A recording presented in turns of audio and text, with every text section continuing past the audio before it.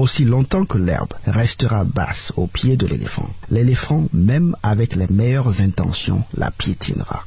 Il appartient aux peuples et aux entités les plus faibles de créer des mécanismes conventionnels et ou non conventionnels pour se défendre et se préserver de l'oppression volontaire ou involontaire des forts. Voilà l'essentiel du message que nous apportons au peuple des États-Unis d'Afrique. En août 2009, lors d'une tournée au Congo, Mme Hillary Clinton encaisse cette question de la part d'un jeune étudiant congolais. Et là, je paraphrase. Si demain je devenais président du Congo, et si j'essayais d'être indépendant, suivre mes propres idées et œuvrer pour l'intérêt de mon peuple, serais-je assassiné par les Américains? La question faisait clairement référence au rôle de la CIA dans l'assassinat de Patrice Lumumba.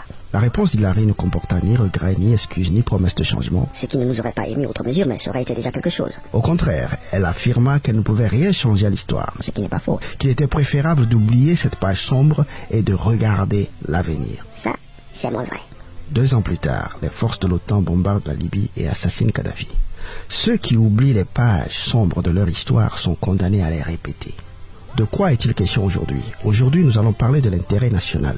S'il y en a qui ne voient pas le rapport, patientez un peu, vous le verrez tout à l'heure. Mais avant tout, faisons le répertoire des forces en présence. Par ordre croissant d'importance ou de pouvoir létal, et retenez bien le mot pouvoir létal ici, nous avons le bas peuple, la basse armée, la bourgeoisie civile, la bourgeoisie militaire, le président, les nations, les forces et les institutions coloniales.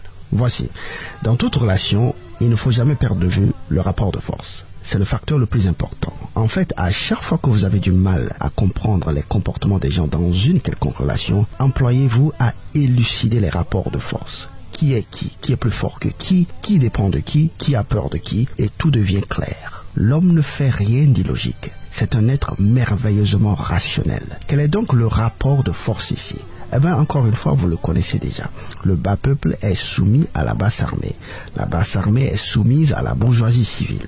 La bourgeoisie civile est soumise à la bourgeoisie militaire. La bourgeoisie militaire soumise au président et le président soumis aux forces coloniales.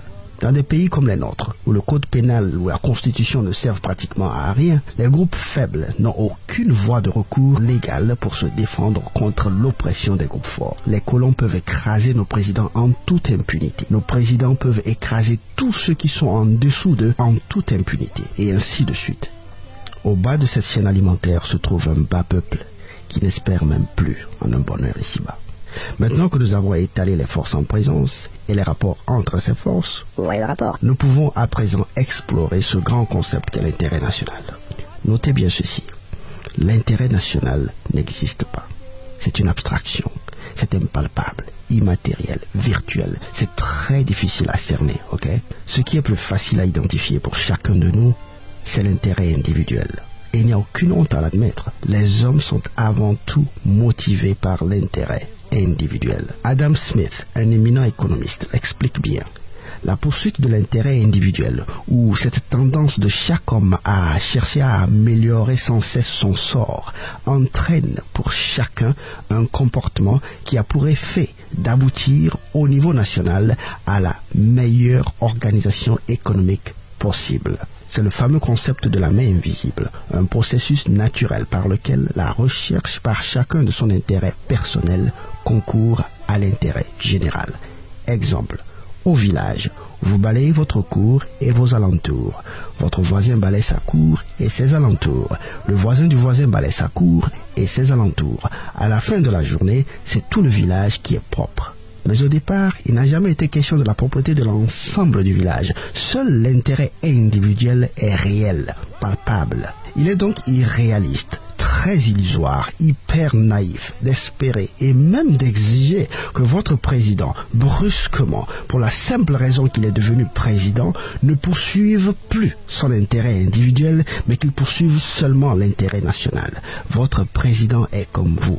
Il est avant tout un humain, un individu. Il est naturellement programmé pour d'abord veiller à son intérêt personnel, veiller sur son sort. C'est une réalité absolument humaine et immuable qu'il vaut mieux ne ni dénier ni dénoncer parce qu'elle est là pour rester. Il faut seulement apprendre à la guider, la manipuler, la contourner, créer des mécanismes. Chaque peuple doit s'arranger pour que l'intérêt individuel de son leader puisse coïncider avec l'intérêt général de la nation. En d'autres termes, dans votre poursuite de l'intérêt national, qui n'est d'ailleurs qu'un déguisement de votre intérêt individuel, n'oubliez jamais que votre leader, lui aussi, est avant tout motivé par son intérêt individuel. Si ça ne l'arrange pas, il ne le fera pas. Si vous satisfaire implique qu'il sera tué par l'Occident, il ne vous satisfera pas. Son nom, c'est Faure Gnassingbé, c'est Ouattara, c'est Biya, c'est Bongo, c'est Nguesso, c'est pas Jésus-Christ. Il ne sera pas l'agneau à immoler pour le peuple. Non. Il a aussi droit à vivre.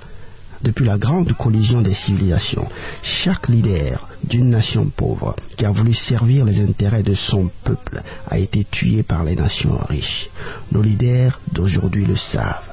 Voilà pourquoi ils ont du mal à nous servir. Il y a un chantage ignominieux qui pèse sur leur tête comme une épée de Damoclès, prête à les trucider au moindre signe de nationalisme.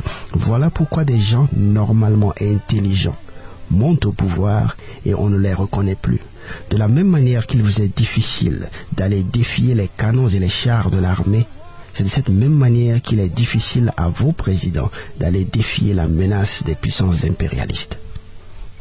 Dans ces conditions, comment est-ce que le président peut se faire respecter par les puissances coloniales? Comment est-ce que l'armée peut se faire respecter par le président? Comment est-ce que la bourgeoisie peut s'assurer du respect de l'armée? Et comment est-ce que le peuple, qui dans l'état actuel des choses est le maillon le plus faible de ce spectrum, peut se garantir le respect de toutes les autres forces? Par quel mécanisme conventionnel et non conventionnel l'herbe peut-elle éviter de se faire écraser par l'éléphant? Nous sommes 1 milliard d'Africains à vouloir le savoir. L'histoire nous l'enseigne et nous allons le partager dans les prochaines leçons. Mais d'ici là, faisons circuler cette vidéo ou même seulement la portion audio de cette vidéo. Faisons-la circuler sur Facebook, sur YouTube, sur WhatsApp. Pensons d'ailleurs à créer nos propres médias d'information. Faisons aussi circuler dans nos stations de radio locales. Nous devons explorer et exploiter tous les moyens pour contourner la balourdise de notre système éducatif et illuminer le peuple africain pour l'intérêt du peuple africain.